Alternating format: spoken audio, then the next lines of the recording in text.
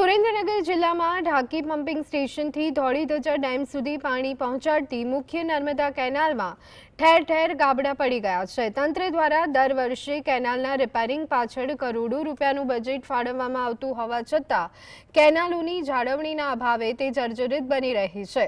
મુખ્ય કેનાલમાં જ ગાબડા પડવાના કારણે તંત્રની કામગીરીની ગુણવત્તા અને પારદર્શિતા પર મોટો સવાલ ઊભો થયો છે। કેનાલો જર્જરિત થવાના કારણે પાણીનો મોટો પાયે બગાડ થઈ રહ્યો છે, જે આસપાસના ખેડૂતોના ખેતરોમાં પ્રવેશી રહ્યો છે।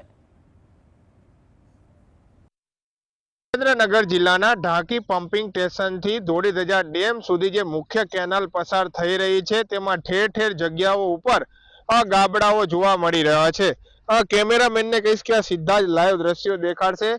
સુરેન્દ્રનગરથી જે સૌરાષ્ટ્રભરને પાણી પૂરું પાડતી આ મુખ્ય કેનાલ છે તેમાં તંત્ર દ્વારા 365 દિવસ પાણી છોડવામાં આવી રહ્યું છે, પરંતુ આ જે મુખ્ય કેનાલ ગણવામાં આવી રહી છે ઢાકીથી ધોળીધજા ડેમમાં આ કેનાલ મારફતે પાણી ઠાલવવામાં આવી રહ્યું છે, પરંતુ આ જે મુખ્ય કેનાલ ગણવામાં આવી રહી છે તે જ કેનાલ હાલ જર્જરિત હાલતમાં બની ગઈ છે।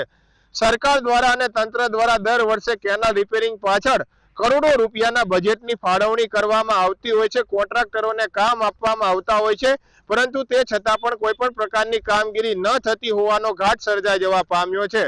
ઠેર ઠેર જગ્યાઓ ઉપર ગાબડા પડી ગયા હોવાના કારણે ખેડૂતોના ખેતરોમાં પણ પાણી જામી રહ્યા છે અને જેને લઈને ભેજનું પ્રમાણ ખેતરોમાં વધી રહ્યું છે। ખેડૂતોની જમીન બંજર પણ બની રહી છે। સત્વરે જે આ મુખ્ય કેનાલોમાં પડેલા ગાબડા છે તેનું સમારકામ હાથ ધરવામાં આવે અને તાત્કાલિક આ ગાબડાઓ બુડવાની કામગીરી તંત્ર દ્વારા હાથ ધરવામાં આવે તેવી માંગ ઉઠવા પામી છે। જો આ ગાબડાઓ નહીં બુરવામાં આવે તો ગમે ત્યારે આ કેનાલો ફાટી જાય તે પ્રકારની પરિસ્થિતિનું હાલ નિર્માણ થઈ રહ્યું છે। Fazal Chauhan, GSTV news.